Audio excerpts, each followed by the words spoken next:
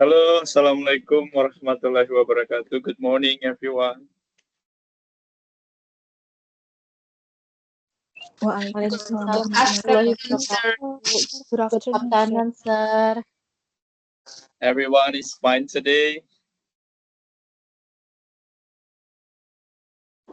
You're fine, sir. Okay. I think my voice is a little bit delayed.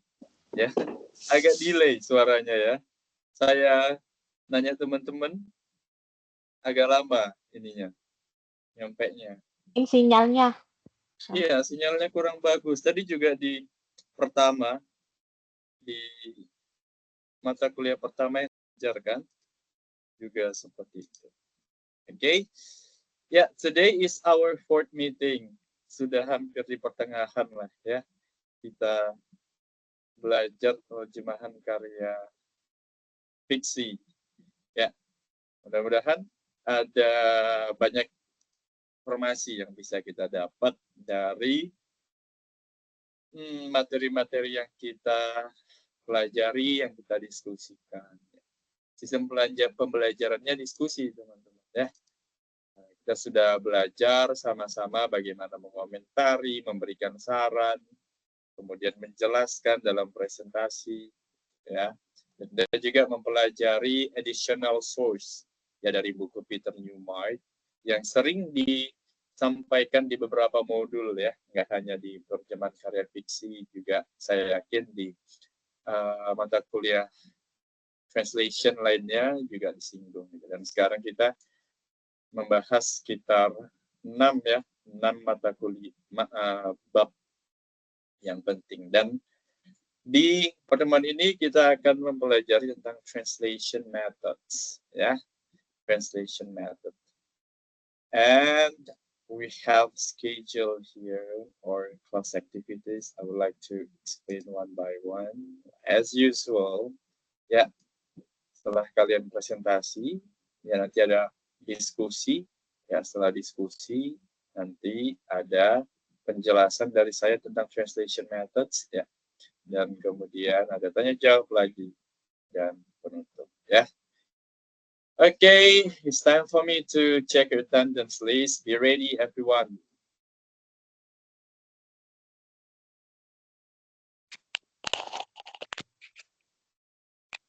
Share first, ya. Anggun Farida Ahmadi. Pressure. Sure. Okay, Disha Alivia. Disha Alivia.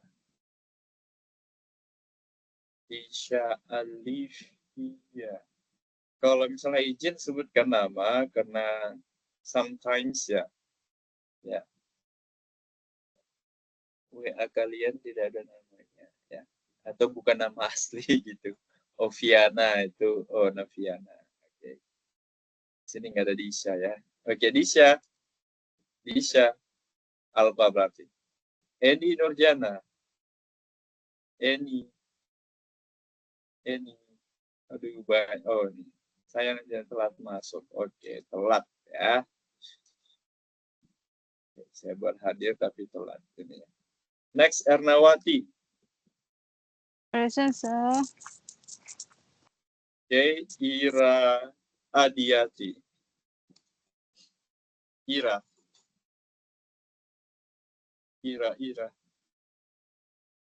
Bantu saya teman-temannya, lagunya saya terskip. Soalnya banyak yang izin. Ya. Oke, Ira tidak ada ya. Apa? Lenda. Oke, Lenda. Unfortunately cannot join in this semester. Ya. Karena ada ini. Izin tidak dapat mengikuti TUEP selama semester depan ini dikarenakan tuntutan kerja tidak mungkin menyimak dan akan saya usahakan tetap belajar di waktu setelah istirahat saya. Terima kasih. Oke, intinya bakal nggak pernah hadir Lenda ya, atau hadir atau menyimak ya kurang. Halo Lenda, saya buat Alfa ya. Dina Sulastri. Dina. Sudah tidak ikut TUEP. Tidak ikut webinar. Oke, Maryam juga ya teman-teman. Iya, Maryam juga. Oke, Miss Tiani. Yes, sir. Yes, sir. Oke, Oke. Ita izin ya. I won't be able to attend class today because I'm busy. Okay, so excuse. Yeah, izin. Yeah. Next, Noviana. Izin, Noviana sir, juga. tadi saya. Hah? Izin? Izin ya, di chat, di WhatsApp. Oh iya.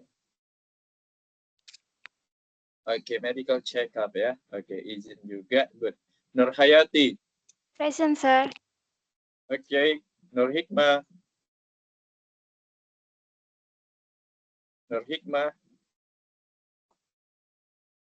Hikmah.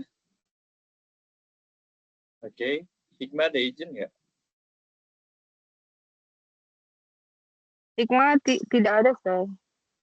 Tidak ada ya. Oke, saya buat Alfa, Hikmah. Patini. Ada nggak ya? Patini. Minta. Noviana. Berarti ini izin. Oke. Izin ya? Ya. Oke, Pradita. Present, sir. Oke, Rahmawati.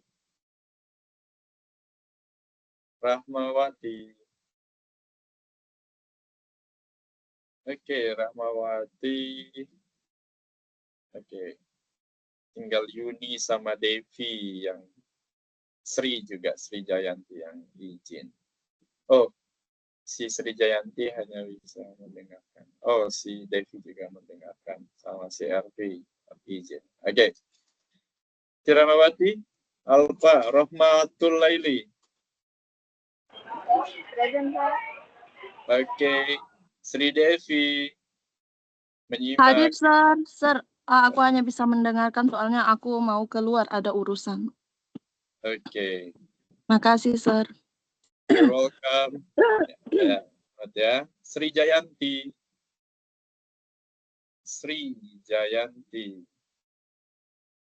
Ini Sri Jayanti. Hanya bisa mendengar. Sudah hadir ya. Menyimak. Lagi bebe. Oke, Sri Mulyani.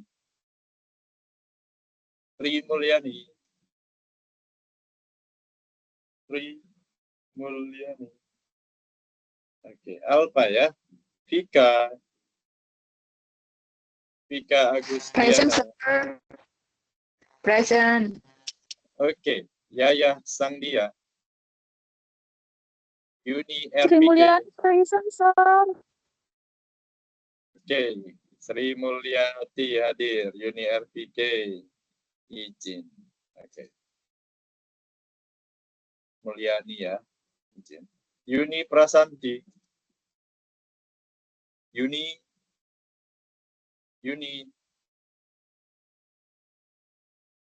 Prasanti ada izin nggak teman-teman?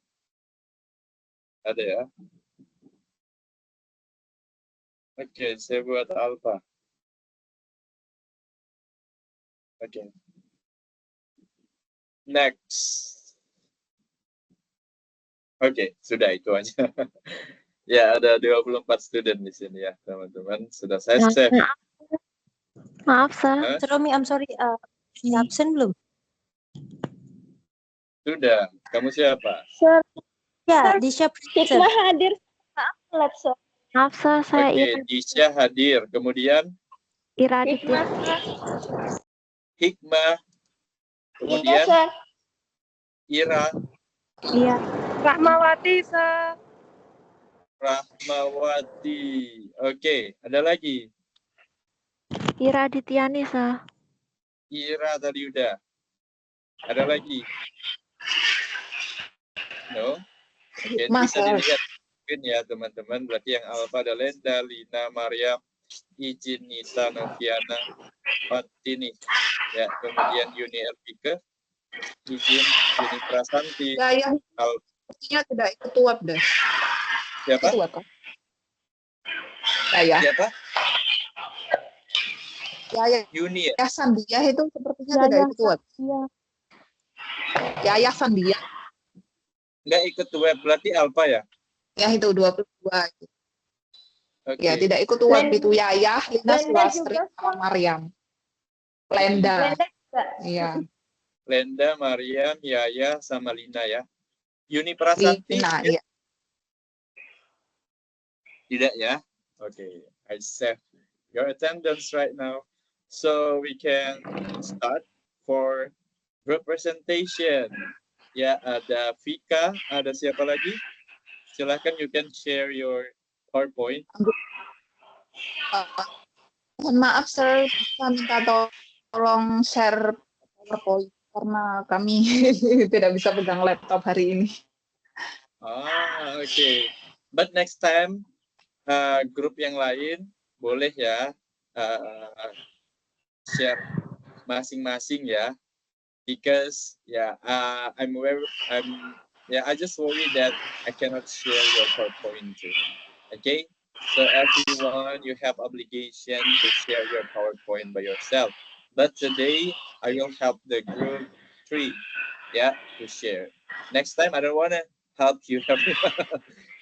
So one of you needs to be ready to share it. Okay. Next. Yeah. I just worry Maaf, that sir. I cannot share it. Yeah. So if I cannot, so maybe your friend can. Yeah, no problem.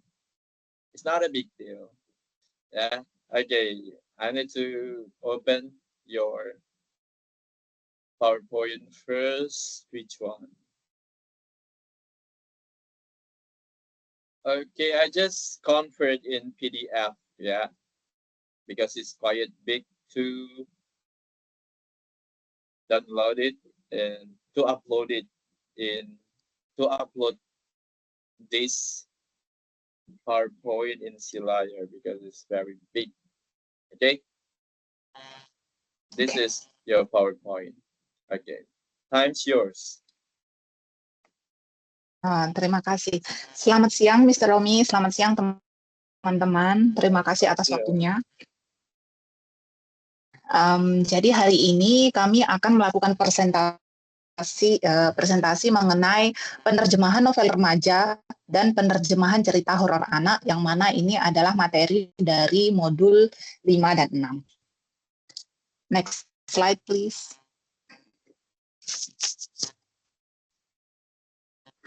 Sebelum kami memulai presentasi kami, izinkan kami memperkenalkan diri terlebih dahulu. Anggota kami dari kelompok 3 yang beranggotakan saya, Vika Agustiana, lalu ada Kak Anggun Farida, Kak Noviana Pertiwi, dan juga Kak Nur Hikmah. Tapi Kak Noviana mendadak hari ini tidak bisa melakukan presentasi karena ada medical check up ya. Jadi untuk partnya Kak Noviana mengenai penerjemahan cerita horor anak akan dijelaskan oleh Kak Nur Hikmah. Next slide, please, sir.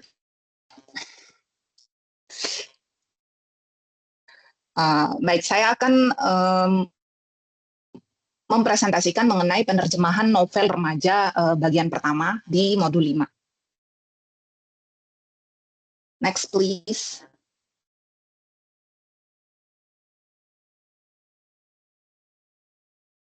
Nah, sebelum kita membahas mengenai novel remaja, terlebih dahulu kita harus memahami apa sih itu novel.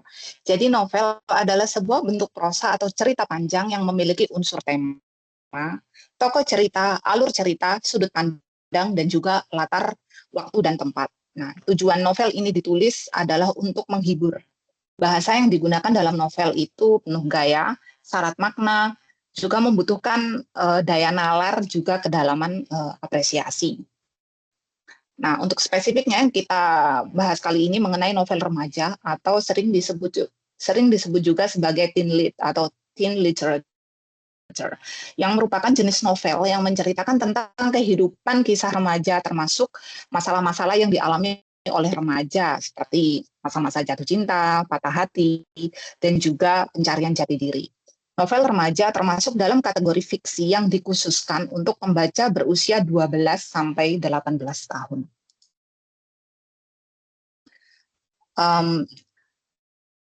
Next slide, please.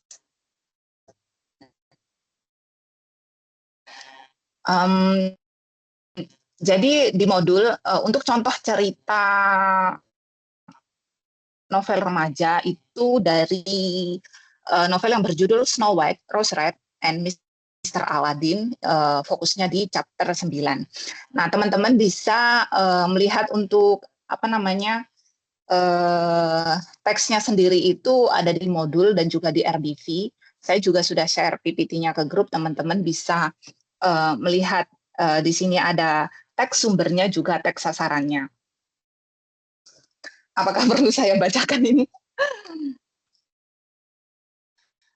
Saya pikir sambil kita mencermati ini ya, saya akan mengangkat poin-poinnya saja, poin-poin penting dari novel ini dalam hal menerjemahkan yang perlu kita sikapi bersama, yang perlu kita diskusikan bersama.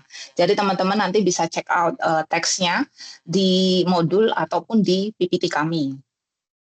Mohon maaf, Sir, bisa langsung ke slide nomor 12.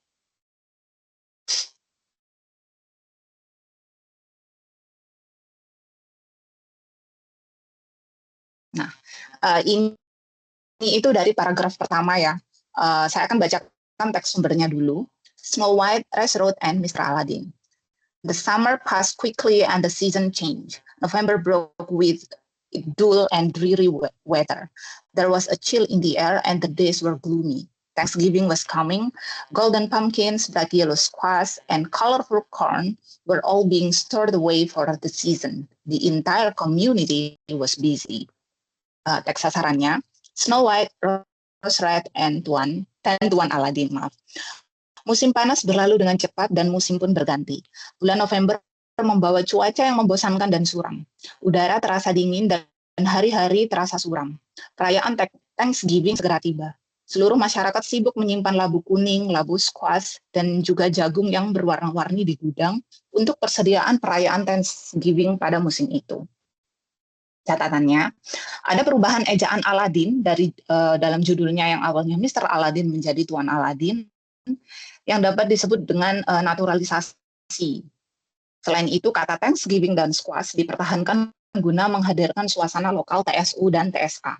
Ada beberapa yang saya notice di sini ya. Misalnya kita perhatikan judulnya Snow White, Rose Red, and Mr. Aladdin. Kalau berdasarkan catatan yang ada di modul, itu memang Mr. Aladdin-nya diubah ke Tuan Aladdin, yang mana menyesuaikan dengan teks dengan BSA ya, dengan bahasa sasaran ya, yang disebut juga dengan proses naturalisasi. Tapi Snow White and Rose Red-nya ini tetap dipertahankan. Jadi ini lebih cenderung kepada BSA kalau saya bilang ya. Ini mungkin culture di mana di Indonesia padanannya. Meskipun Snow White sendiri juga sudah akrab ya, tapi demi mempertahankan culture atau mempertahankan BSU-nya ini tidak dialih bahasakan untuk judulnya. Lalu ada juga yang masih selaras dengan ini, yaitu Thanksgiving and Bright Yellow Squash. Jadi squash dan Thanksgiving sendiri, kalau di Indonesia kan itu tidak ada ya budaya ini. Itulah kenapa dia tidak dialih bahasakan atau diterjemahkan, tetap dipertahankan sebagai Thanksgiving. Karena culture dalam novel ini mengenai Thanksgiving ini memang perlu, gitu. Makanya dia tidak perlu padanannya karena memang tidak ada. Jadi bisa tetap langsung ditulis Thanksgiving dan juga squash-nya. Lalu kalau teman-teman notice ya, di dua kalimat terakhir itu kan kalau di teks sumbernya dia itu kan dua kalimat ya, tapi dalam teks sasaran itu digabung menjadi bukan maksud saya yang di kalimat terakhir, mohon maaf. Jadi golden pumpkins, black yellow squash, and colorful corn were all being stored away for the season. The entire community was busy. Nah, itu kan dialih bahasakan menjadi seluruh masyarakat sibuk menyimpan labu kuning, labu squash, dan jagung yang berwarna-warni di gudang untuk perayaan Thanksgiving pada musim itu. Jadi di sini ada paraphrase.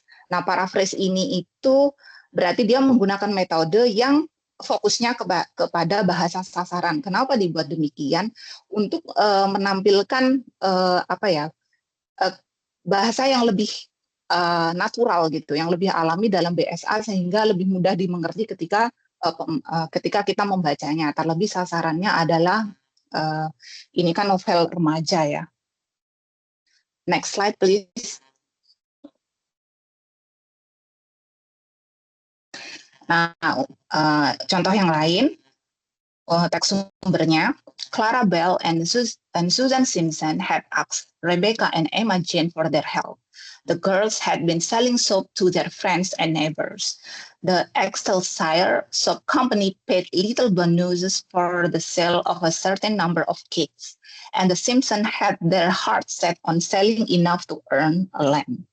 Teks sasarannya menjadi Rebecca dan Emma Jane diminta bantuannya oleh Claire Bell dan Susan Simpson. Keduanya menjual sabun ke teman dan tetangga. Perusahaan sabun Excelsior Soap Company memberikan bonus kepada yang berhasil menjual sabun dalam jumlah tertentu. Maka keluarga Simpson berupaya keras dapat menjual cukup banyak sabun agar mendapatkan bonus sebuah lampu. Nah, catatannya, perubahan kalimat aktif menjadi pasif dilakukan untuk menyesuaikan kebiasaan BSA sehingga terkesan lebih wajar. Nah, perubahan itu disebut pergeseran, tapi ini menurut Mande ya. Jadi intinya pergeseran ini terjadi untuk menyesuaikan kepada BSA. Jadi metodenya fokus kepada penekanan pada BSA, bukan BSU. Nama perusahaan ini tetap ini karena proper name ya, jadi tidak perlu diterjemahkan. Tapi teman-teman notice juga ya dalam kalimat terakhir, the company paid little bonuses for the sale of a certain number of cakes. Ya, jadi cakes di sini merujuk kepada sabun. Itulah. Nah, pada penyesuaian bahasa sasaran dia tidak akan menyebutkan cakes ya sebagai kue atau bagian, tapi disebutkan sebagai sabun. Jadi ini itu bisa dikatakan sebagai metode komunikatif kalau menurut Newmark ya. Jadi dia metode yang lebih kepada BSA ya, bahasa sasaran. Next slide please. Oke, contoh lain, the girls woke up happy and excited on Saturday morning. They had already parked their soap into the hack of the wagon. The weather was glorious and sunny. The leaves on the trees were all kinds of amazing colors, bronze, rust, scarlet, and tawny. The air was crisp. The old horse pulling the wagon forgot his age and trotted like a colt. Teks sasarannya, pada hari Sabtu pagi, keduanya bangun dengan gembira dan bersemangat. Sabun telah disimpan di belakang pedati. Cuaca hari itu indah dan cerah. Daun-daun di pohon berwarna-warni, ada yang berwarna tembaga, coklat tua, ungu, dan coklat kekuningan. Udara terasa dingin. Meskipun sudah tua, kuda penarik pedati berlari sangat kencang. Nah, ini pada kalimat terakhir, kalimat TSU diubah agar lebih wajar tanpa mengurangi makna. Jadi, trotted like a colt. Ini diubah menjadi berlari sangat kencang. Ini kembali lagi penyesuaian ke BSA ya. Next slide, please.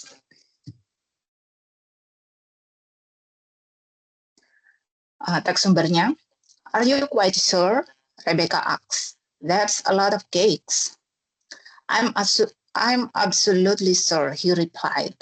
What's your name, by the way? Rebecca Rowena Randall, sir.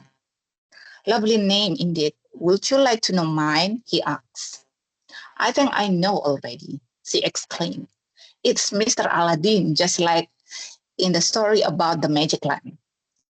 Teks sasarannya diterjemahkan jadi, yakin mau beli 300, kata Rebecca. Itu banyak loh.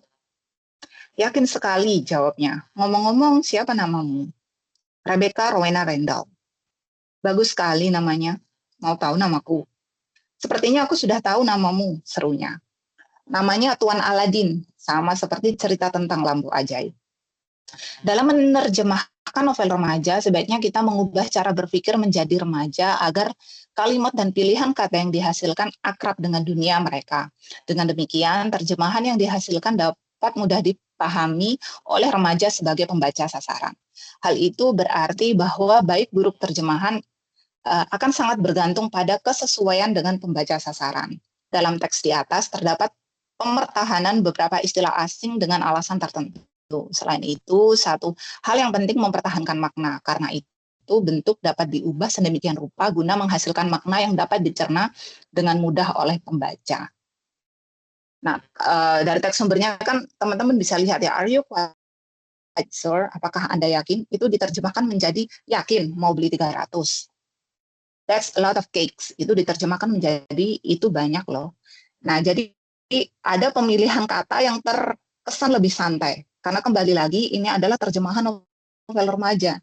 Jadi pemilihan katanya berfokuskan pada pembaca yang remaja sehingga pemilihan kata itu bisa lebih santai. Kalau dalam bahasa Inggris itu kan ada I and you ya, contohnya ini contoh.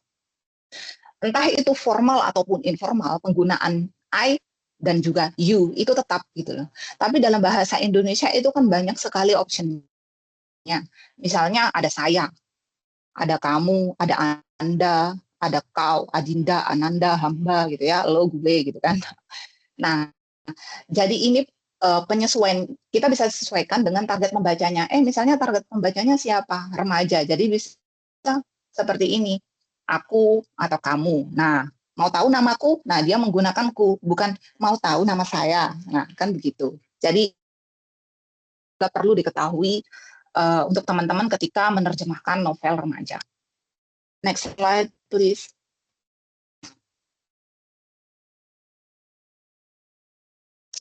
Ada beberapa catatan yang perlu kita ketahui, yang bisa saya simpulkan ya. Metode penerjemahan yang memberi penekanan pada BSA dapat kita gunakan ketika menerjemahkan novel remaja. Karena apa? Metode yang memberi penekanan pada BSA ini lebih tepat digunakan, sebab metode ini bergantung pada pembaca TSA dan sangat berkaitan dengan latar budaya, pendidikan, pengalaman, serta usia pembaca TSA. Hal ini dilakukan untuk dapat menghadirkan hasil terjemahan yang sesuai dengan sasaran pembaca novel terjemahan. Dalam menerjemah, sebentar sampai di sini. Jadi, tapi ini hanya sebagai apa ya? Bukan sebagai aturan atau acuan yang baku, ini hanya masukan. Karena kembali lagi, kalau dari contoh-contoh kita tadi ya, dari mulai judul atau teksnya, memang ada yang dia menggunakan metode yang menekankan pada BSA. Banyak kita temukan kan. Jadi kenapa saya simpulkan demikian. Tapi memang ada juga yang menggunakan metode yang penekanannya pada BSU, seperti judulnya itu tadi. Kan dia kenapa tetap dipertahankan seperti itu demi menampilkan apa culture-nya si BSU ini supaya tidak hilang, jadi memberi kesan yang lebih estetis ya ke dalam terjemahan novel. Nah, dalam menerjemahkan karya sastra kita bisa mengorbankan bentuk asalkan makna tetap tersampaikan dengan utuh dan nilai-nilai estetik bahasa tetap dipertahankan sesuai dengan BSA. Jadi ini masih selaras ya dengan metode yang penekanannya lebih kepada BSA ketika menerjemahkan novel remaja. Tapi kembali lagi, novel ini termasuk ke dalam karya sastra. Jadi jangan heran jika teman-teman menemukan bahwa kita bisa menerjemahkan ini itu dengan completely different sentence atau completely different words. Tapi yang penting maknanya itu tetap tersampaikan. Karena karya sastra itu ada pengecualian khusus ya. Jadi misalnya ini, ada puisi yang berjudul A Bundle of Problem gitu ya.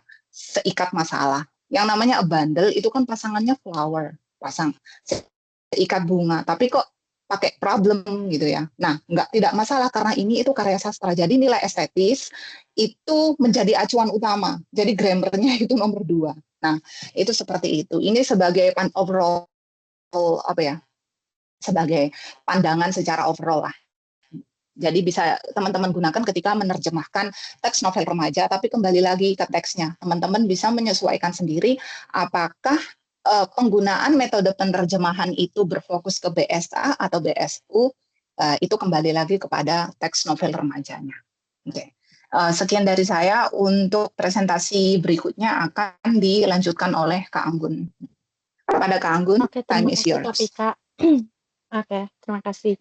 Oke, saya lanjutkan. Saya menerjemahkan bagian novel remaja 2 yang seperti saya cantumkan di sini ada contoh dari bab 12. Kalian bisa lihat dari modul atau dari PPT kami. Ini Rebecca mewakili keluarganya. Share. Next slide.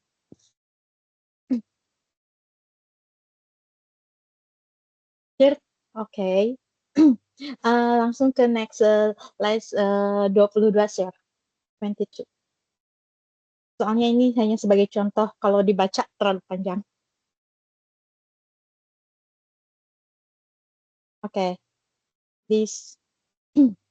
Di sini ada teks sumber. Oke, saya akan bacakan bagian ini teks sumber. The summer passed quickly and the season sang. November thought with the dull and dry weather, there was a chill in the air, and the days were gloomy.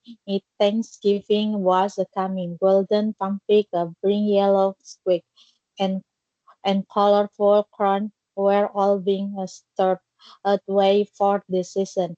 The entire committee was busy. Di sini teks sasarannya musim panas berlalu dengan cepat dan musim pun berganti. Bulan November membawa cuaca yang membosankan dan suram. Udara terasa dingin dan hari-hari terasa suram. Perayaan segera tiba. Seluruh masyarakat sibuk menyimpan labu kuning, labu squash, dan jagung berwarna-warni di gudang untuk persediaan perayaan pada musim itu.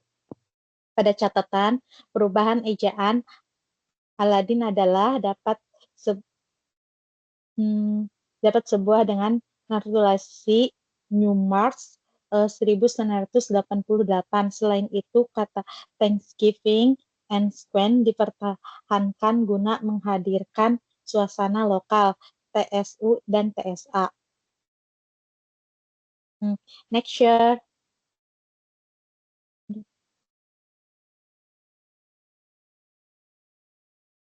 Kok nggak ada sih di layarku? Oke. Thank you, share. Clarabelle and Susan Simpson had asked Rebecca and Emma Jane for their help. The girls had been selling stuff to their friends and neighbors. The Expressure Soft Company find little birds for the sales, creating number of the cake, and the Simpson had their hearts set selling enough the stuff. And teks sasarannya, Rebecca dan Emma Jane minta bantuan oleh Clarabelle dan Suasana Simpson. Keduanya menjual sabun tentang pusaran Swiss Soap Company memberikan bonus kepada yang berhasil menjual sabun dan jumlah tertentu. Maka keluarga Simpson berupaya keras dapat menjual cukup banyak sabun agar dapat bonus sebuah lampu. Di sini catatannya, perubahan kalimat aktif menjalani pasif dilakukan untuk menyesuaikan kebiasaan BSA sehingga terkesan lebih wajar. Perubahan itu disebut dengan pergeseran Mundai 2025. Namun perusahaan Express Soap Company ini sebagai populer nama tidak diterjemahkan. Rebecca dan Enam tidak terjemahkan karena merupakan proper nouns. Okay, sir. Next.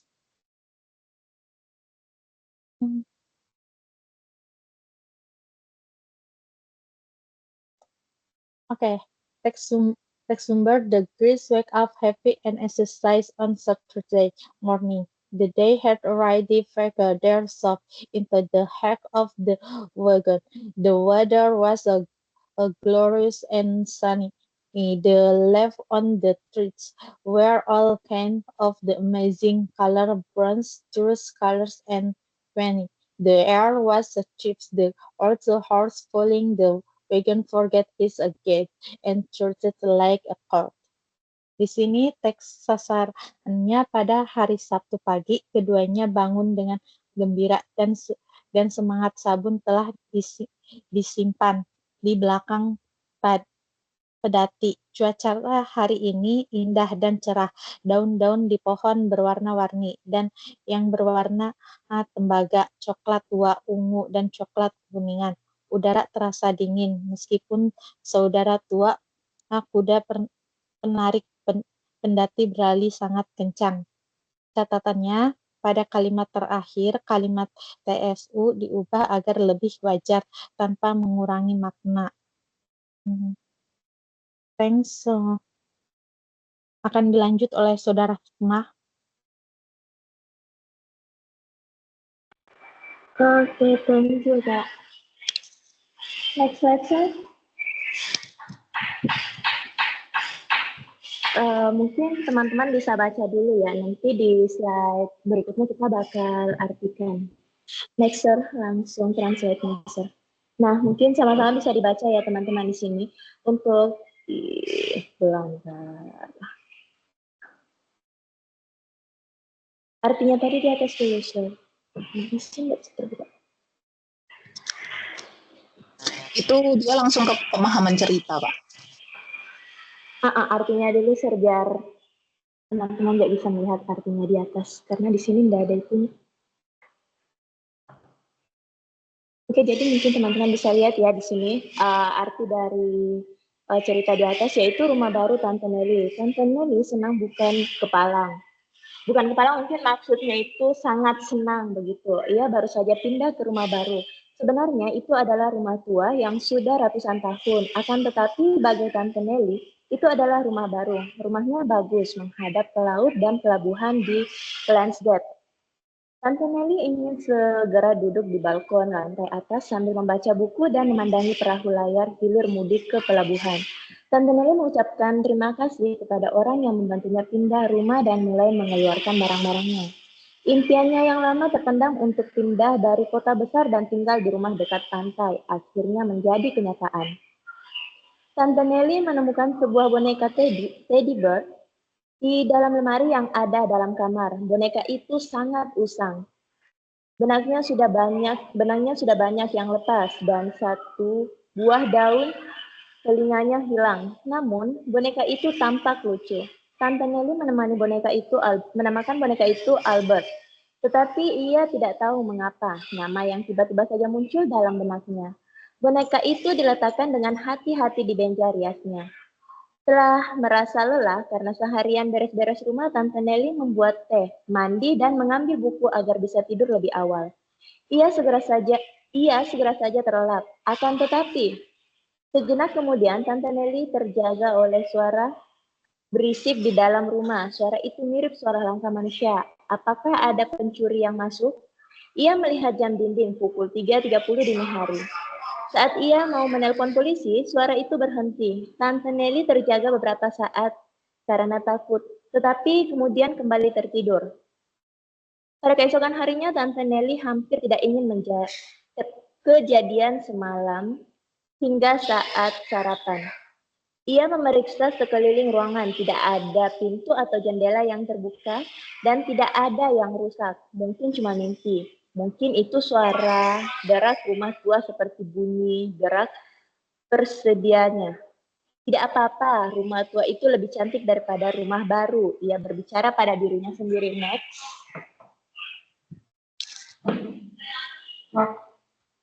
Next slide, sir.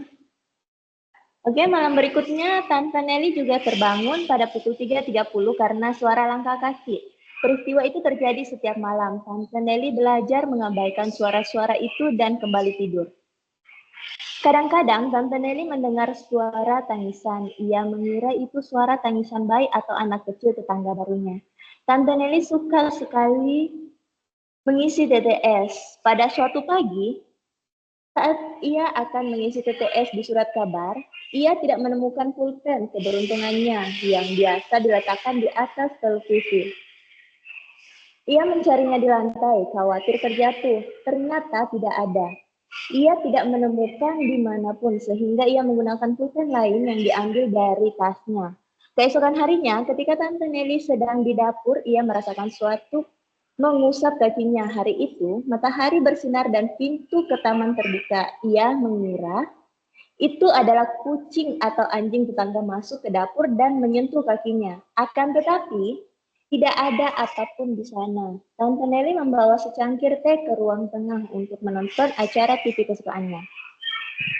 Saat menyalakan TV, ia terheran-heran melihat pulpen keberuntungannya berada di tempat Biasanya beberapa hari kemudian, Tante Nelly memutuskan berjalan kaki menyusuri pantai selepas sarapan. Hari itu indah sekali, piring kotor baru akan dicucinya selepas kembali dari berjalan-jalan. Saat berjalan di sepanjang pantai, dilihatnya perahu layar di kejauhan yang tampak kecil.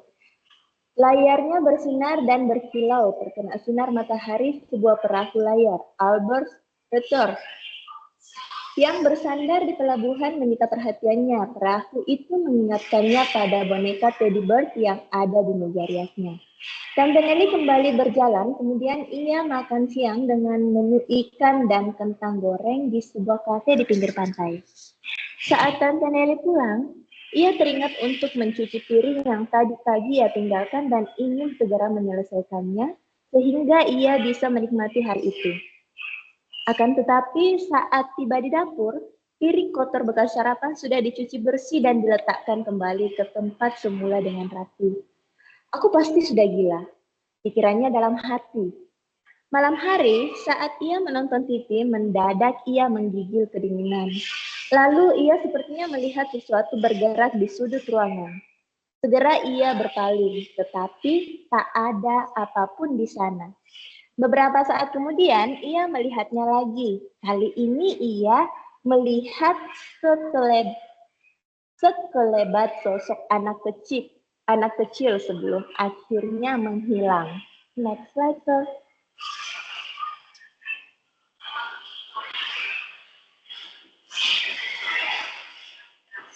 Sir, next slide.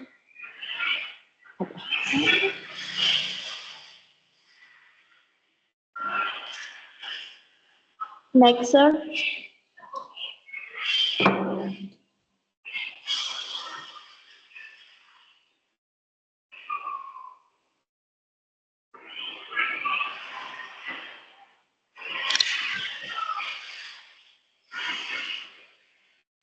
Halo? Halo?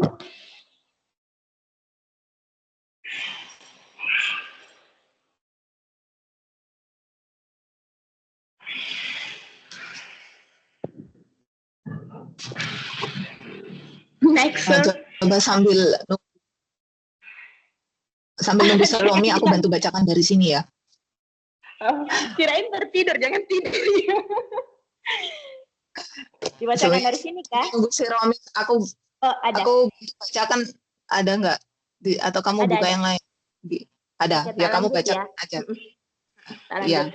Tante Nelly marah. Ia pernah mendengar bahwa di daerah tempat tinggalnya ada anak-anak nakal. Tetapi mengapa ada yang berani masuk ke rumahnya? Ia memeriksa semua ruangan di rumahnya. Akan tetapi tak ada siapapun di sana. Ia memeriksa pintu dan jendela semua terkunci rapat.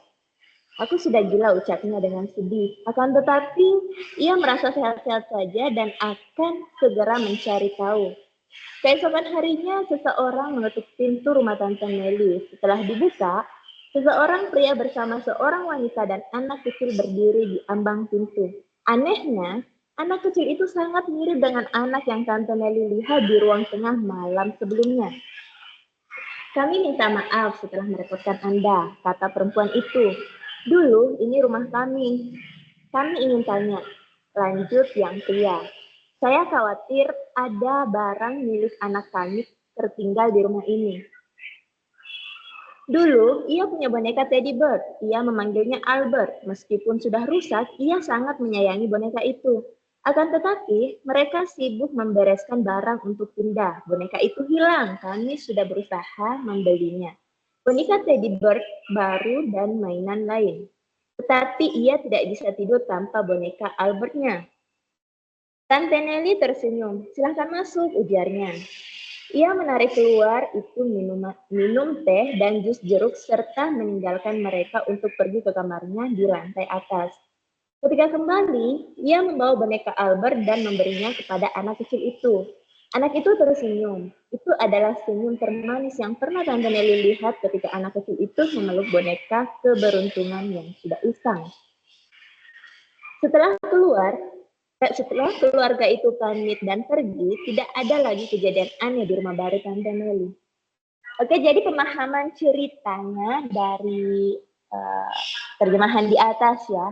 Tema utamanya yaitu cerita ini mengeksplorasi tema nostalgia, kehilangan, dan penyelesaian boneka Teddy Bird Albert menjadi simbol dari ikatan emosional yang kuat antara anak dan mainannya, serta bagaimana kenangan tersebut dapat mempengaruhi kehidupan sehari-hari. Untuk karakternya sendiri itu, Tante Nelly seorang wanita yang bersemangat memulai hidup baru di rumah tua. Dia memiliki sifat optimis meskipun mengalami kejadian aneh. Terus anak kecilnya mewakili kepolosan dan cinta yang mendalam terhadap mainan kesayangannya, Albert. Untuk alur ceritanya sendiri yaitu bisa dilihat ya Kak. Pindah ke rumah baru, Tante Nelly merasa senang dengan rumah barunya yang tua namun indah. Ia menemukan boneka Teddy Bird yang ia beri nama Albert. Kejadian aneh setelah pindah, Tante Nelly mulai mendengar suara-suara aneh pada tengah malam yang membuatnya merasa takut tetapi akhirnya belajar untuk mengabaikannya. Terus interaksi dengan lingkungan, dia merasakan kehadiran lain di rumah termasuk suara tangisan dan perasaan dingin. Kedatangan keluarga yang sebelumnya tinggal di rumah itu datang mencarinya, mengungkapkan bahwa anak mereka kehilangan boneka Teddy Bear yang sangat berarti baginya. Kemudian untuk penyelesaiannya, Tante Nelly memberikan boneka Albert kepada anak tersebut yang membawa kebahagiaan dan menandai akhir dari kejadian aneh di rumahnya. Untuk analisisnya sendiri itu menggambarkan suasana. Cerita ini menciptakan suasana misterius dengan pengguna elemen horor ringan, suara, dan perasaan yang dialami Tante Nelly. Menambah ketenangan tetapi juga memberikan nuansa hangat ketika berhubungan dengan anak kecil dan boneka. Untuk pesan moralnya sendiri itu, cerita ini menyampaikan bahwa barang-barang yang kita cintai dapat memiliki makna yang lebih dalam dan bisa menghubungkan kita dengan kenangan serta orang-orang yang kita cintai. Untuk transformasi karakternya, Tante Nelly yang awalnya merasa tertekan dengan suasana aneh, akhirnya menemukan kedamaian dengan membantu anak kecil itu. Menunjuknya bahwa kebaikan dan empati dapat merubah situasi. Next ya, untuk penerjemahan cerita horor 2, mungkin bisa dibaca sendiri ya guys. Bisa dibaca dan bisa diartikan sendiri ya guys. Lanjut di halaman 40 untuk teks sumbernya. Wait, untuk teks sumbernya. Bisa dilihat nanti di PPT yang kami kirim di grup ya. Di situ ada cerita horor anak kedua. Itu nanti ada ceritanya yang sudah kami tuliskan di situ, nanti bisa diartikan sendiri. Saya melanjutkan di halaman 40 untuk teks sumbernya. A Snake Under the Skin. Peter finished his drawing on the hammer. It was a king or mountain with a three-headed animal coming out of it. Peter stood back to see what even it was having, and took to the road again. On his way home, he kitchen the diving it hand bisan nice day. Untuk teks sasarannya sendiri itu ular di bawah kulit. Peter selesai menggambarkan di atas trotoar seekor binatang berkepala 3 menyembul dari sebuah gunung. Peter mundur beberapa langkah untuk mengetahui seperti apa lukisannya itu dan kemudian kembali berjalan. Dalam perjalanan pulang, ia menendang sebuah tong sampah dan berkata, "Hari yang mengesalkan." Untuk catatan sendiri dari teks sumber dan teks sasaran di atas, yaitu 2 kalimat pertama dalam TSU diubah menjadi 1 kalimat dalam TSA. Selain itu, terjadi perubahan unsur yang dipentingkan dalam TSU dan TSA. Dalam TSA, yang dimunculkan lebih awal adalah seekor binatang berkepala 3. Karena itu, yang akan menjadi unsur yang dipentingkan dalam cerita Hal itu juga dilakukan agar mudah dipahami dan untuk mengaitkan pada judul cerita sehingga lebih menarik. Untuk teks sumber kedua itu A Little Father on Timid Joe. Joe the boy, he sometimes to a great pleasure in annoying the York sister. You seem to be a bad mood. Notice Joe giving him a slap on the shoulder. Untuk tes sasarannya sendiri, sedikit lebih jauh lagi, ia bertemu Joe. Joe adalah anak laki-laki yang sering membuat anak-anak gampang kesal. Sepertinya suasana hatimu sedang buruk, kata Joe sambil menepuk bahu. Untuk teks ketiga, correct your said Peter. From the moment I got up the morning, I feel the day was wrong. Joe sighed, questioningly. Really, what on the early happened to you? Untuk teks sasarannya, benar sekali, kata Peter. Sejak aku bangun pagi hari ini, aku terasa hari ini salah. Joe berkata dengan nada bertanya, benarkah? Apa yang sebenarnya terjadi? Nah, begitu juga teks-teks berikutnya. Mungkin kalian bisa mengartikan sendiri, adapun jika kalimat yang kalian artikan tidak sesuai dengan yang tertulis di modul, jangan khawatir, karena belum tentu jawaban kalian keliru. Sepanjang pesan atau makna dalam TSU mampu dipertahankan dalam TSA dengan menggunakan bahasa yang wajar, jelas, dan komunikatif, terjemahan Anda dapat diterima. Jadi yang perlu kita garis bawahi dalam penerjemahan karya fiksi khususnya untuk anak-anak carilah pilihan kata-kata yang sesuai dengan usia dan latar sosial mereka untuk menciptakan pesan antar penutur dan pencipta, efek kewajaran sebagai representasi situasi sebelumnya. Oke, thank you guys. Mungkin ada yang mau ditanyakan, silahkan. Next, guys. Tapi Kak mungkin bisa diambil alih, Kak.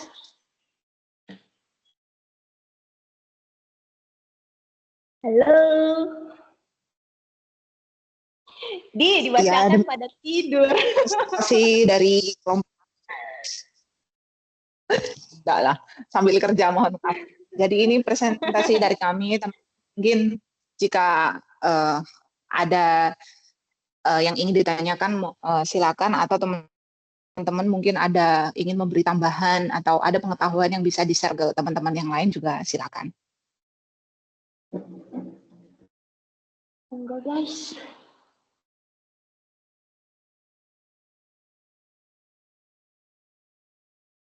Oke, Nurhayati itu mau Ya. menanggapi, silakan. Enggak, saya pengen bertanya. Tadi di teks terjemahan pertama itu ya teks pertama kayaknya paragraf kedua atau ketiga itu di akhir kalimat kan katanya ya di akhir kalimat itu di catatan diterjemahkan secara wajar dan berterima gitu. Sebenarnya saya pengen tahu teknik penerjemahan apa sih yang mendasari kayak gitu. Maksudnya Yang berterima dan tidak berterima begitu ya? Enggak. Coba ke slide yang pertama itu. Yang teks pertama.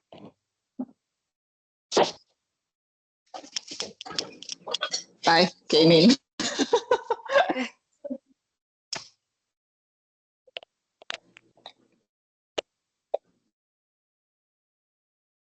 Kayaknya di paragraf ketiga itu. Kan di catatan ditulis pada kalimat terakhir, kalimat TSU diubah agar wajar tanpa mengurangi makna. Sebenarnya aku pengen tahu teknik penerjemahan apa yang mendasari ucapan, teknik penerjemahan apa yang mendasari perkataan kayak gitu. Karena terkadang kan kita di ujian kan suruh dijabarkan gitu, nggak yang tiba-tiba diubah secara wajar tanpa mengurangi makna gitu. Oh, jadi yang ini ya yang dua kalimat terakhir itu kan yang golden pumpkin sampai the entire community was busy, ya kan? Iya. Itu. Ya, itu kalau di teks sasaran dia kan digabung ke dalam satu kalimat kan. Yang dimana teks sumbernya ini adalah 2 kalimat, lalu teks sasarannya itu diubah menjadi 1 kalimat. Ini jadi kalimat tersebut di parafrase. Jadi kalau parafrase itu masuknya ke dalam penerjemahan bebas. Kalau kita berbicara soal parafrase, ya, jadi parafrase itu masuknya ke dalam penerjemahan bebas, dan penerjemahan bebas adalah penerjemahan yang masuknya ke dalam teknik metode penerjemahan yang condong kepada BSA. Oh, berarti pakai teknik penerjemahan bebas itu. Iya, pokoknya kalau misalnya kamu saya ya, kita menemukan oh ini ternyata di parafrase. Nah, itu berarti masuknya ke penerjemahan bebas. Tapi meskipun penerjemahan bebas itu memparafrase kalimat ya, istilahnya tidak seperti dengan teks sumbernya ya, tapi maknanya itu tetap sama. Jadi yang maknanya itu yang diutamakan, sedangkan struktur kalimatnya itu di nomor 2-kan lah istilahnya, tapi maknanya masih tersampaikan sama gitu. Cuman mungkin kalimat kata-katanya yang diubah gitu, menyesuaikan ke teks sasaran. Oh, oke. Maksudnya Mbak Nur Hayati itu teknik penerjemahan dan metode penerjemahan itu beda gitu kan? Apa Enggak, gimana maksudnya? sebenarnya aku bingungnya itu kalau misalkan kita kan kayak menerjemahkan kan ini maksudnya supaya hasilnya lebih wajar berterima gitu kan, harusnya ada dasar gitu loh. Kenapa kok bisa mesti wajar dan berterima gitu kan, harus ada tekniknya gitu. Sebenarnya pengen tahu sih gitu. Sebenarnya beda loh, metode dan teknik itu beda loh. Metode penerjemahan itu kan ada 8. Kalau teknik itu ada 18. Beda. Kalau teknik itu dari Molina dan ya Pak, kenapa? Molina, ya. Kalau Molina dan Albir itu tekniknya. Kalau metode itu biasanya keseluruhan teks itu ya kalau fiksi pasti ya itulah bebas lah. Tapi kalau teknik kan per kalimat lebih kecil lagi. Itu pakai tekniknya. Jadi kalau ditanyain ini tekniknya apa, berarti pertanyaannya pasti menjurus ke kalimat yang mana gitu. Oh, berarti kalau misalkan metode itu paragraf gitu kali ya? Kalau iya, keseluruhan teks biasanya. Gitu. Biasanya kalau teks hukum nih pakai metode apa? Oh, yang ada idiomnya nih berarti idiomatik kayak gitu. Tahu saya gitu. Tapi kalau teknik itu biasanya lebih kecil. Strukturnya lebih kecil. Iya, jadi dia kalau teknik itu ke bagian dari kalimat ya. Misalnya dia kata ini, naturalisasi itu tadi kan. Nah, itu jadi teknik. Kalau metode itu secara dalam satu paragraf ini tadi, itu pakai metode apa? Kayak gitu.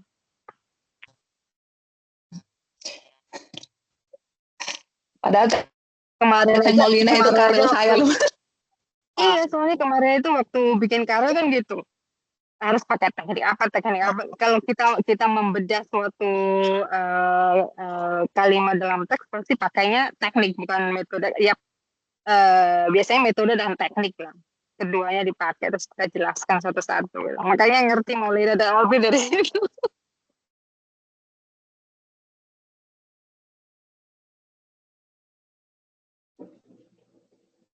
Ya, mungkin teman-teman mau memberi masukan atau tambahan, atau mungkin ada yang perlu ditanyakan, silakan.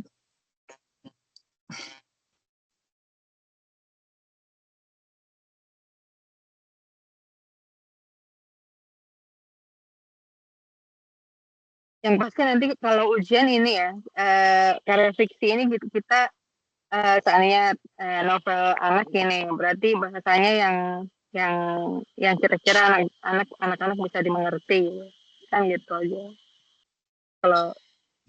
Kalau novel remaja berarti lebih kemungkinan apa yang anak remaja mengerti gitu lah.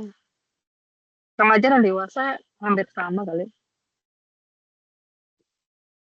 Beda Kak, kalau dewasa. Kan ini kalau masuk novel remaja kan usia 12 sampai 18 tahun kan, itu masuknya kategori remaja. Jadi kalau dewasa itu nanti bisa XX rate-nya itu kan 18 plus. Jadi kalau ke novel remaja itu belum sampai ke yang terlalu vulgar gitu. Jadi perlu ada lainnya, ada batasnya gitu loh. Jadi kata-kata atau mungkin tema-tema yang terlalu vulgar itu tidak bisa dimasukkan ke kategori novel remaja gitu. Sama kan novel anak itu kan bahasnya tentang dunia anak gitu. Kalau masuknya udah mulai ada sedikit-sedikit masa-masa jatuh cinta, percintaan, mungkin bisa masuk ke sini. Tapi kalau sudah yang lebih complicated ya, mungkin yang lebih detail, lebih vulgar, itu bisa masuknya ke kategori yang dewasa.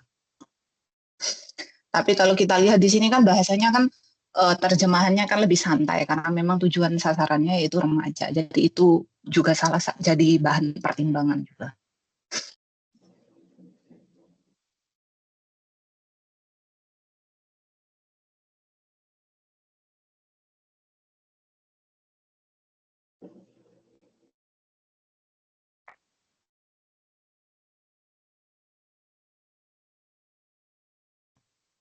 Bagaimana teman-teman? Kalau tidak ada, akan saya kembalikan ke si Romi. Okay, thank you very much for your presentation. Group 3 ya, ada Vika, ada Anggun, Noviana, dan Novhikmah. Ya, tadi sudah sangat lengkap dijabarkan oleh kelompok 3 tentang cara menerjemahkan ya dari teks sumber ke teks sasaran untuk topik kita hari ini. Ya, boleh di-highlight itu metode atau teknik. Tadi di kelas sebelumnya juga kita berbicara tentang apa sih beda metode sama teknik. Mungkin orang akan bingung, ini metode atau teknik ya, begitu. Yang harus dipahami teman-teman, metode itu berbeda sama teknik. Metode itu adalah cara yang digunakan secara menyeluruh pada teks. Ya. Kemudian teknik adalah langkah-langkah menerjemahkannya. Jadi beda dia. Teknik lebih bersifat praktis ketika kita menerjemahkan karena langkah-langkahnya. Apa sih langkah yang kita ambil untuk menerjemahkannya? Misalnya borrowing. Berarti tekniknya kita mengambil atau meminjam istilah langsung dari teks sumber langsung ke teks sasaran, itu namanya borrowing ya. Kemudian kalau metode contohnya metode semantik, ya berarti kita menerjemahkan secara menyeluruh teksnya, ya itu dengan lebih cenderung kepada pemaknaan yang ada di teks sumbernya, lebih ke teks sumber, sedangkan komunikatif kita lebih condong kepada yang readership-nya, siapa audiensnya. Misalnya bahasa Indonesia, teks sasarannya, kita akan lebih cenderung mempertimbangkan bahasa tersebut. Jadi yang namanya metode dan teknik itu sangat sebenarnya slightly different, tapi mereka berbeda kasusnya, maksudnya berbeda ranahnya. Selain metode sama teknik, juga ada yang namanya pendekatan atau approach. Ya, coba deh teman-teman ini nanti searching lagi metode penerjemahan, teknik penerjemahan, pendekatannya apa. Ada satu lagi sebentar selain approach.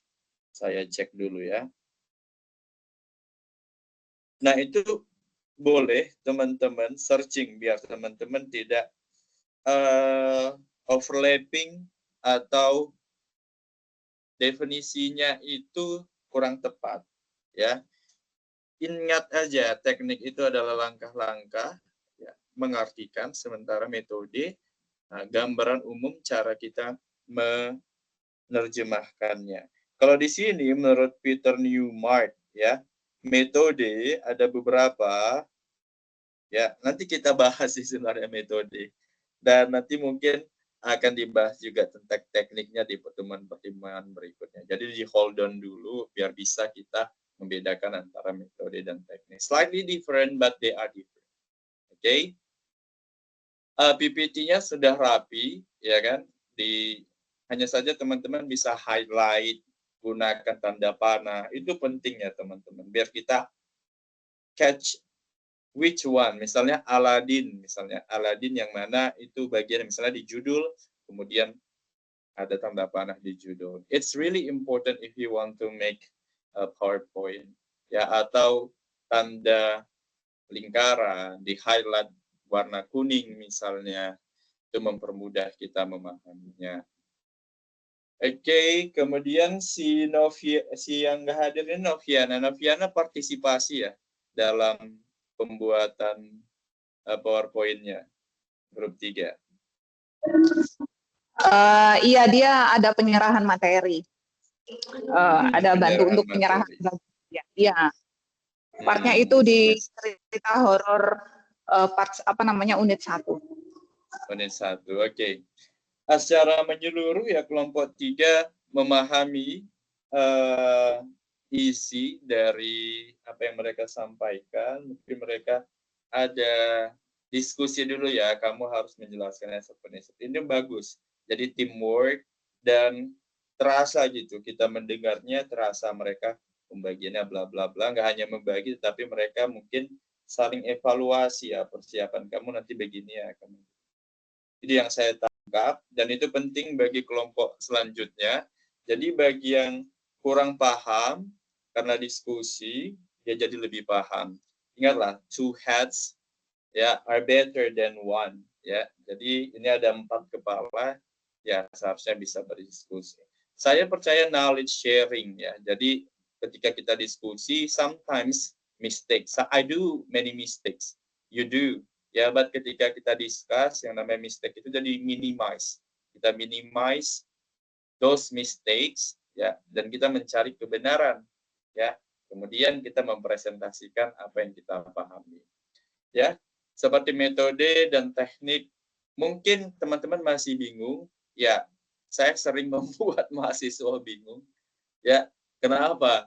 Karena ya biar cari sendiri, ya. Karena yang namanya tutor, dosen tidak akan memberikan semuanya 100%. Itu salah, pengejaran yang salah. Menurut saya ya. Ketika saya presentasi, misalnya kemarin presentasi disertasi saya nggak mau ambisius untuk mempresentasikan semuanya secara detail atau jelas, ya.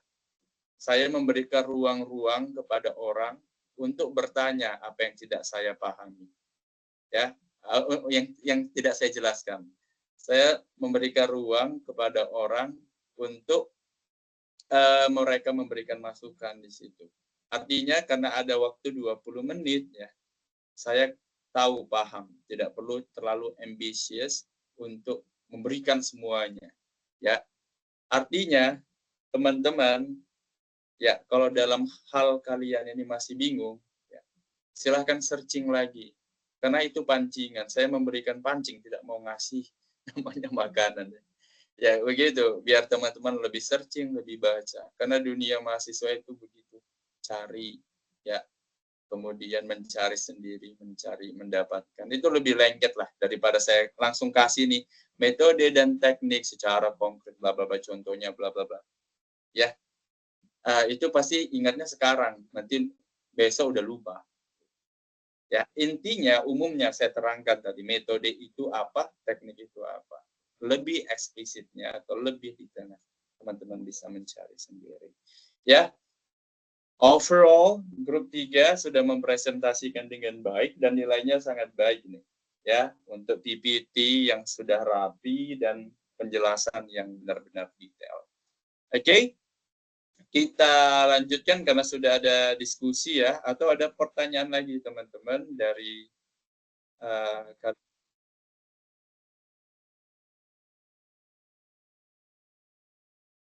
ada pertanyaan lagi? Oke, yang bertanya tadi cuma Nur Hayati ya? Ada lagi tadi yang nanya, yang saya mungkin miss. Oleh Nur Hayati ya? Oke, sebenarnya ini minim sekali tanya jawab di semester 8 ini. Ya, Seperti presentasi yang dari kelompok 2 itu yang bertanya cuma Mistiani sama Nita. Kalau presentasi pertama tidak ada ya, benar begitu ya? Mistiani, ini Pradita grup 1. Ya kan, tidak ada yang bertanya ya. Tapi Iya, Miss, iya, Sir, kita diskusi sendiri kemarin. iya, langsung ini ya, langsung interaktif satu sama lain. Sangat disayangkan ya, karena pertanyaan itulah awal mencari ilmunya. Ya kan? Tanpa ada pertanyaan, tanpa ada diskusi, kita melewatkan sharing ilmu tadi. Ya, I don't want to give you too much theory. Ya, I want to discuss with you here. Ya, dari apa yang kalian baca, dari apa yang saya pahami. Karena itu pembelajaran sebenarnya menurut saya, daripada kita menjelaskan dari A sampai Z. Ya, jadi bertanya teman-teman, apa yang kamu bisa nanti bawa setelah kelar gelar ini, bukan hanya sekedar metode adaptasi, kemudian metode komunikatif, metode semantik, itu teoritis. Tetapi yang paling penting, ya kan, mungkin kamu lupa nanti Peter Newmark itu siapa dan lain-lain. Ya, tapi yang paling lengket di otak kita itu pola pikir kita, bagaimana cara kita menganalisis sesuatu, solve the problem, itu yang bakal lengket. Jadi kita mempelajari metode-metode, ya, mempelajari teknik, mempelajari terjemahan ini, itu untuk nge-shape otak kita, skill kita.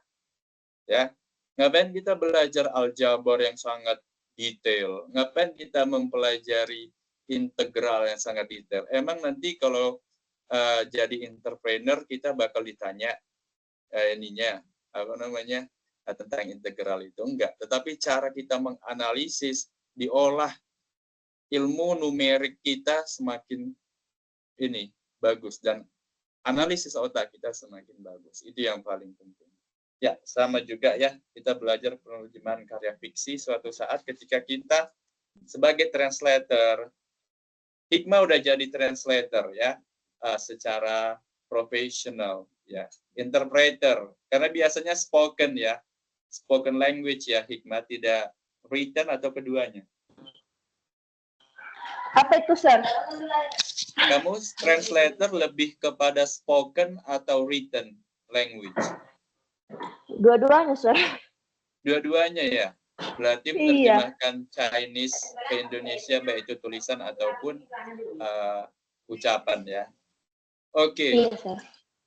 Jadi diperlukan analisis yang berbeda juga untuk spoken language sama written language. Metodenya juga berbeda dan lain-lain. Ya, kalau spoken language lebih ke interpretation, di mana pemaknaan itu komunikasi antara satu sama lain, dari bahasa satu ke bahasa yang lain itu dipahami. Ya, sementara kalau written, saya rasa lebih complicated. Kenapa? Karena banyak metode, secara grammar, secara pemaknaan, efektivitas kalimat itu harus tepat. Ya, contohnya di penerjemahan karya fiksi, ya kan, kita mempelajari yang written language-nya, yang ditulis secara bahasa Inggris ke bahasa Indonesia, jadi lebih complicated. Ya, aku jadinya, karena tadi membahas tentang ini ya, novel remaja ya, biasanya mereka pakai aku atau pakai gue kalau di Jakarta.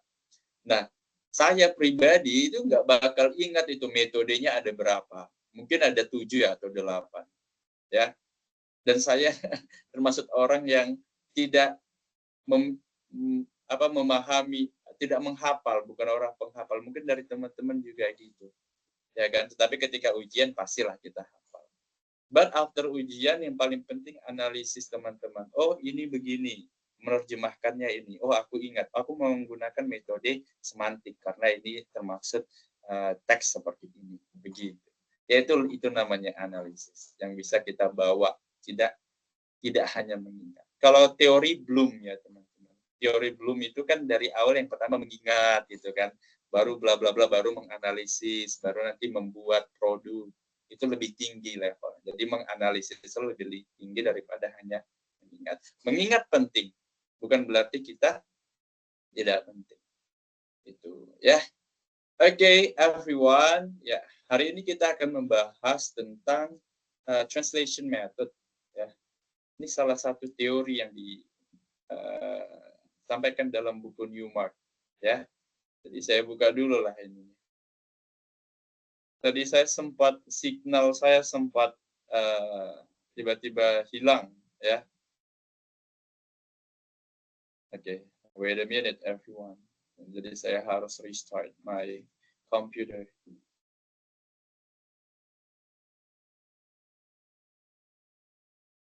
Ini buku klasik yang mungkin memang agak sulit dipahami. Ya, buku-buku klasik itu yang tahun 90 ke bawah itu sangat sulit dipahami. But mereka menjadi handbook-nya kita gitu. So why not we don't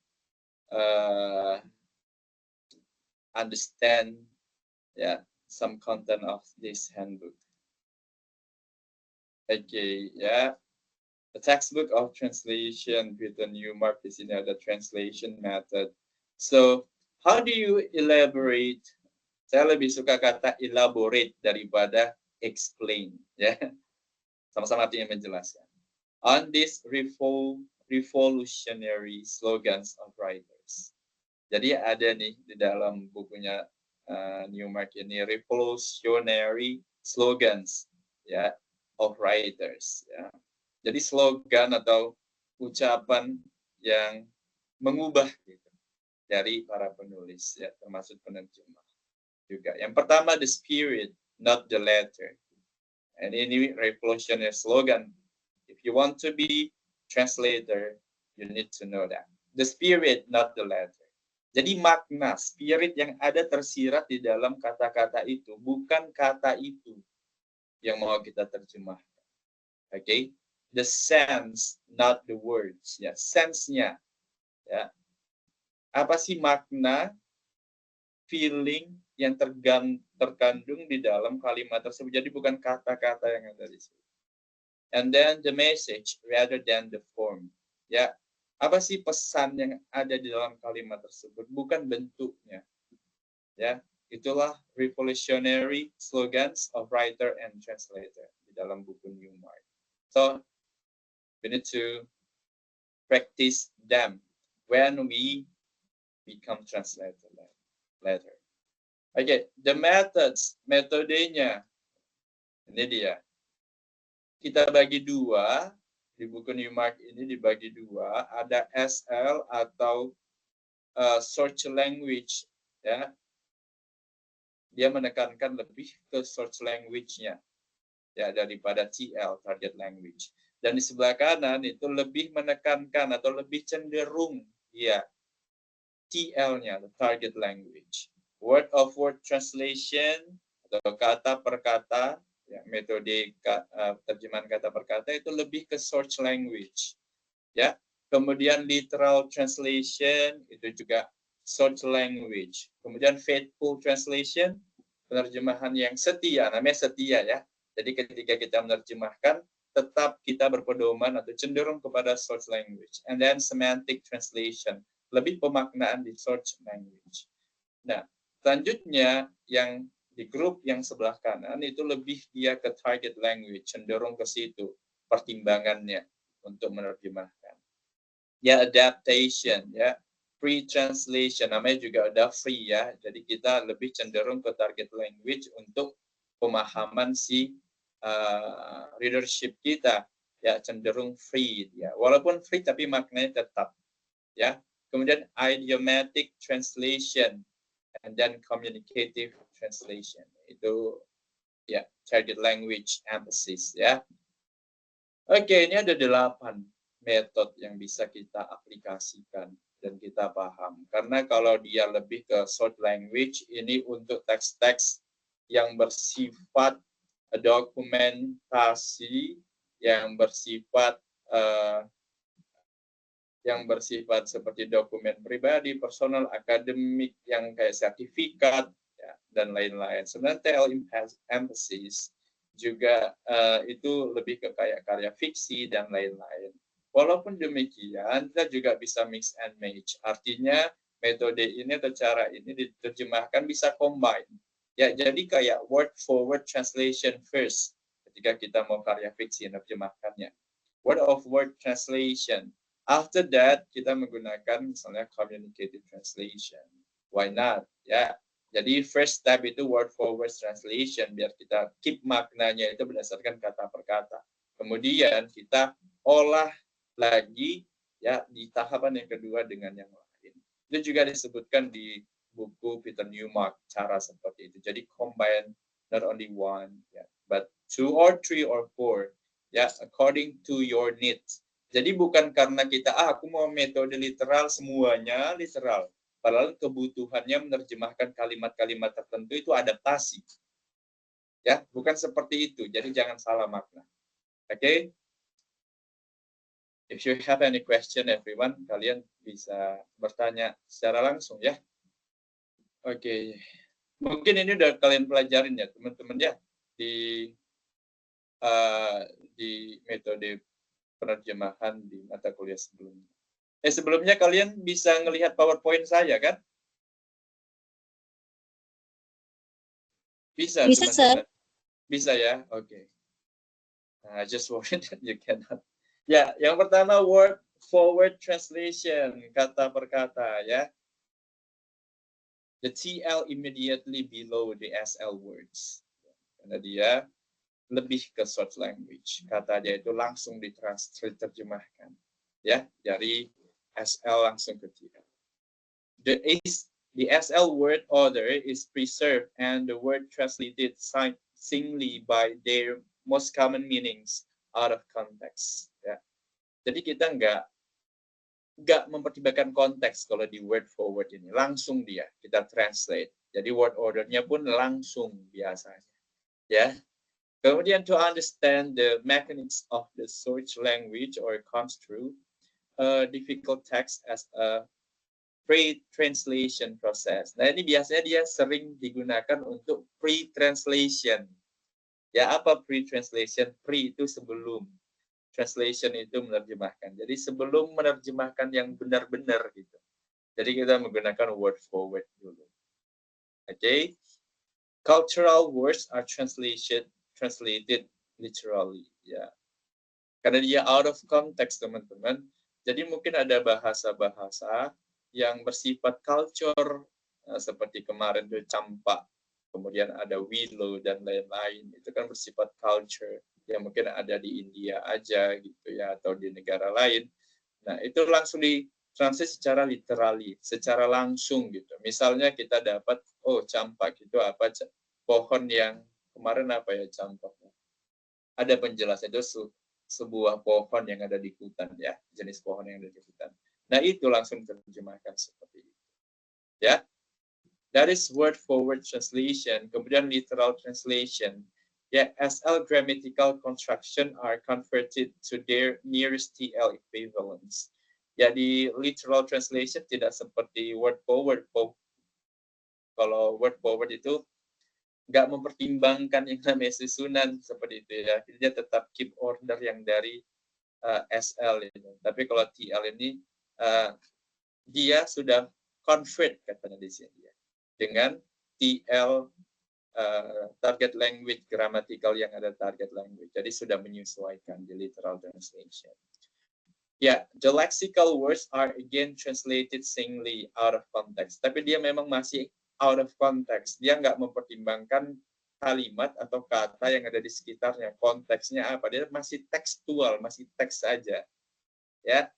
As a pre-translation process, this indicates the problems to be solved. Ya, ini juga bisa digunakan pre-translation process ya untuk menyelesaikan masalah-masalah yang lainnya atau meng-keep makna biar kita lebih memahami maknanya begitu.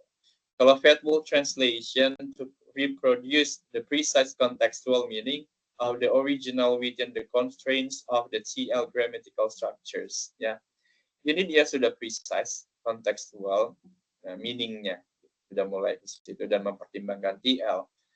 It transfers cultural words and preserves the degree of grammatical and lexical abnormality, deviation from SL norms. Ya.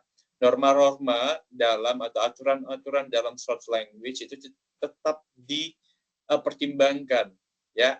Tetapi kata-kata yang bersifat cultural lebih dipahami, ya, dengan mempertimbangkan pemahaman leadership-nya juga. It attempts to be completely faithful to the intentions and the text realization of the SL writer. Ya, jadi dia setia. Ya, walaupun dia ini lebih bebas daripada word for word and literal translation, faithful ini lebih juga melihat konteks. Ya. Semakin melihat ke konteks, tidak hanya tekstual. Walaupun dia tetap setia pada SL. And that semantic translation, it must take more account of the aesthetic value. That is the beautiful and natural sounds of the SL text. The meaning yang ada dalam SL text itu, itulah yang harus di-keep di dalam menerjemahkannya ke dalam TL.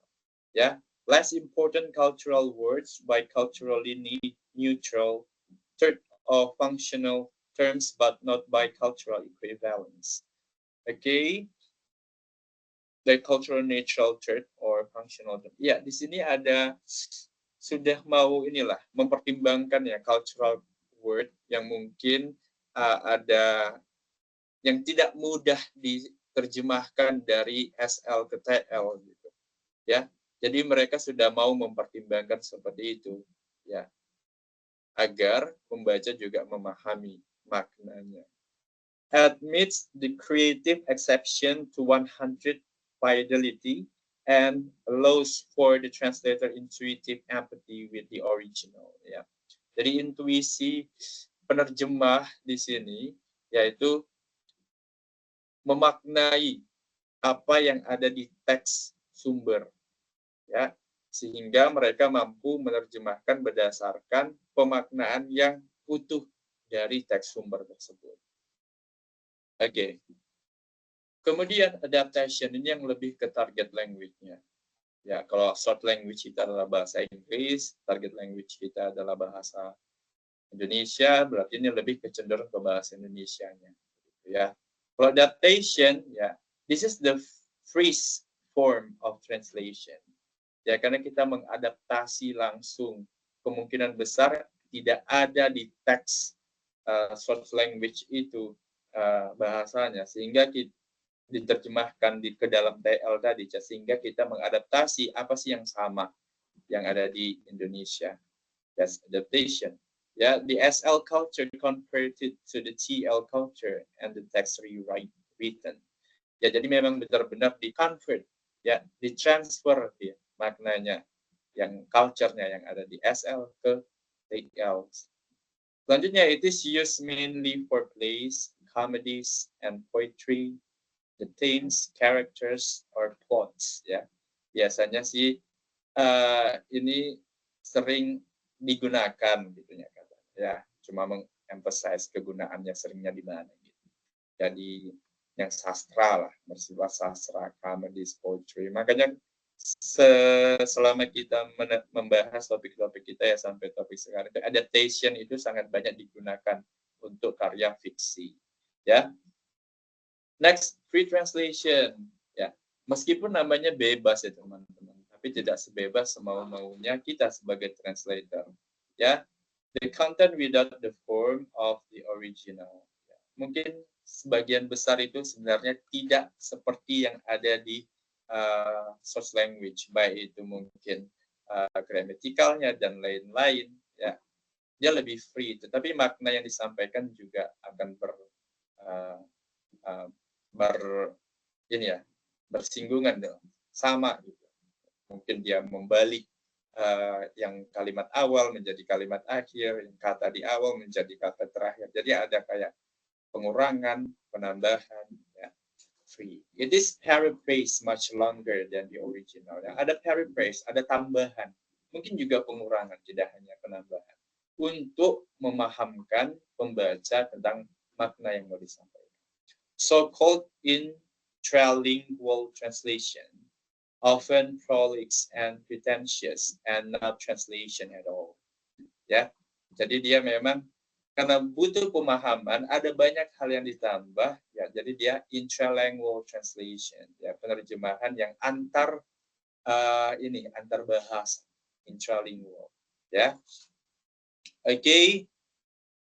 Selanjutnya, idiomatic translation reproduces the message of the original. Of course, ya, kita bicara idiom, berarti ada phrase yang mungkin digabung atau kalimat yang digabung antara beberapa kata, tetapi pemaknaannya berbeda. Tapi message-nya ada dan dipahami oleh native bahasa tersebut. Ya, idiom ini yang penting message-nya kalau kita mau menerjemahkan, makna atau message-nya, bukan kata tersebut. Begitu. Ya, misalnya beberapa paraphrase, beberapa idiom yang kita sudah terjemahkan, ya, itu message-nya yang diterjemahkan ke dalam bahasa Indonesia, bukan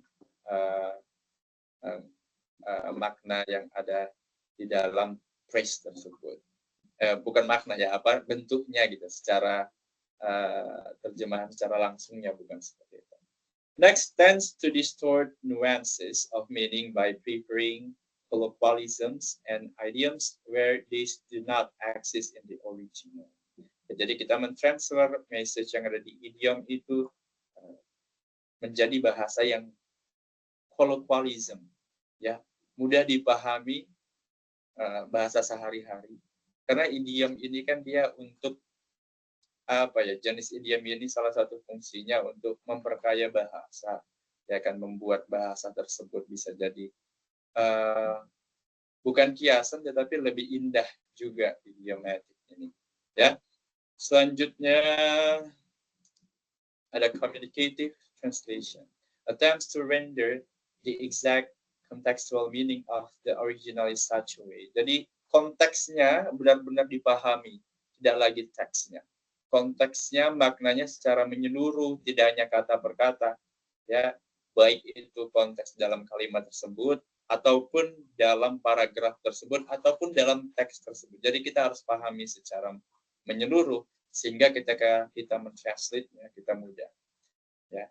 Kemudian both content and language are readily acceptable and comprehensible to the readership, ya.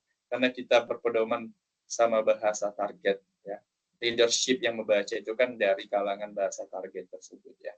Jadi harus acceptable bagi mereka, mudah dipahami, comprehensible, ya, bagi para pembaca terjemahan tersebut.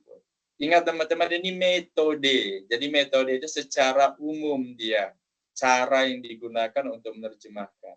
Untuk lebih eksplisit atau lebih lebih terperinci, lebih detail, itu bisa menggunakan teknik-teknik yang ada. Karena itu langkah-langkah menerjemahkannya.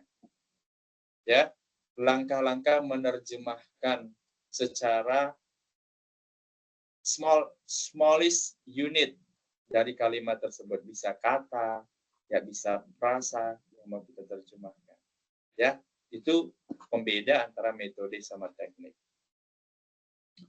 Okay. Do you have any question, everyone? Before we talk about the post-test.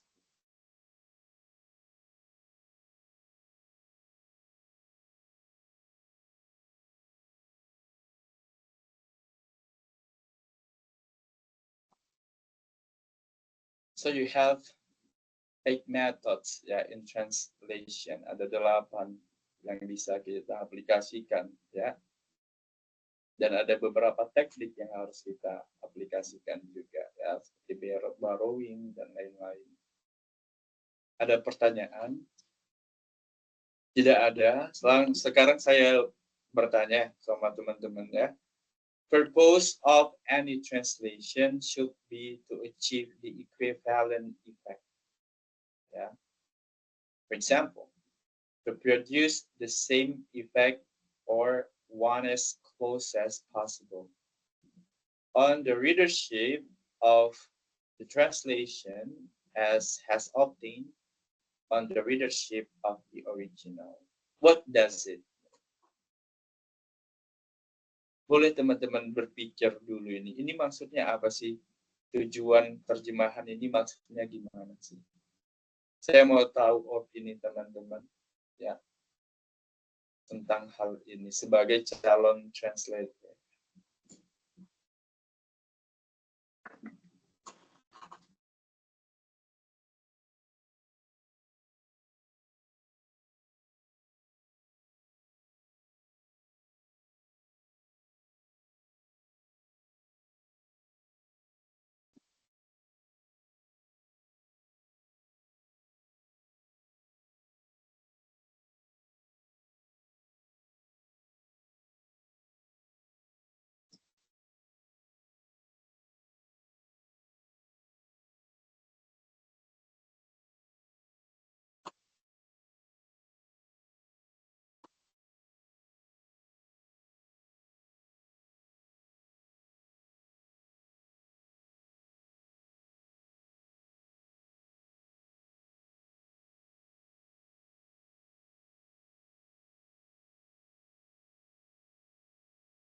Halo, Sir. Halo. Maaf lagi You ini. want to share your opinion, Misty? Yes, sir. I think it's the equivalent effect mean that kita membaca hasil terjemahan itu seperti teks aslinya. Maknanya terpindahkan dengan baik, secara natural, jadi bisa berterima seakan-akan pembaca itu membaca target language-nya seperti teks yang tidak diterjemahkan, jadi seperti teks aslinya, gitu, Sir. Oke, jadi itu purpose of translation ya, menurut kamu ya. Achieve Yes, sir. equivalent effect. Yes. Equivalent itu apa, Misty? Setara. Setara. Efek yang sama gitu ya, sebanding gitu ya. Ya, sir. Mungkin tidak efek yang sebanding selalu dalam menerjemahkan. Pasti kita menemukan sesuatu yang tidak mulus gitu, nggak gampang menerjemahkan, ya kan? Tetapi di sini dinyatakan bahwasanya kita harus punya ide untuk mencari makna atau kata dalam target language yang maknanya tersalurkan, ya. Jadi as close as possible. Karena dia tahu dalam statement ini nggak selamanya bisa equivalent atau same effect, ya kan? Nah, dibilang as close as possible. Sedekat mungkin kita bisanya. Ya. Sehingga readership tadi gimana Mistian? Terasa apa? Yang kamu Readership rasakan? merasa membaca seperti teks yang jadi seperti membaca teks yang bukan hasil terjemahan. Jadi bahasanya aja di-convert, tetapi maknanya dan lain-lain dapat terasa seperti inilah teks originalnya. Gitu. Jadi maknanya tidak ada lagi yang berbeda gitu. Walaupun dia tidak membaca yang teks bahasa Inggris tadi, tetapi dia merasa inilah teks originalnya dan beginilah pemaknaannya. Ya, sehingga maknanya dapat didapat. Itulah purpose of any translation. Jadi bagi kita, ya, Mistiani ada yang mau ditambahkan lagi?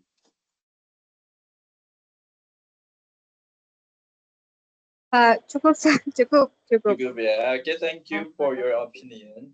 Ya, jadi bagi kita sebagai translator atau kitalah yang mempelajari tentang translation, ya. Ide kita dan keputusan kita itu yang paling penting. Metode apa yang kita gunakan, teknik apa yang kita gunakan, ya untuk menerjemahkannya sebaik mungkin. Ya, karena kita tidak bisa menerjemahkan tanpa berpegang sama itu metode, kemudian teknik. Ya, artinya kita menerjemahkan secara literal semua gitu. Ya, tanpa ada ide yang lain. Ya, makanya translator itu dijual profesinya itu dibutuhkan untuk ya mempertimbangkan itu terjemahan yang baik itu apa, ya, dan mempertimbangkan terjemahannya bagus atau tidak, ya, mudah dipahami atau tidak, makna yang disampaikan tersampaikan atau tidak. Makanya translation terjemahan itu nggak bisa sekali ya teman-teman. Setelah kita menerjemahkan sekali, kita harus revise, baca ulang, ya. Kemudian kita decide sebaik-baiknya. Itu yang bagaimana. Kalau yang written ya, kalau spoken lebih ya spontaneous, ya.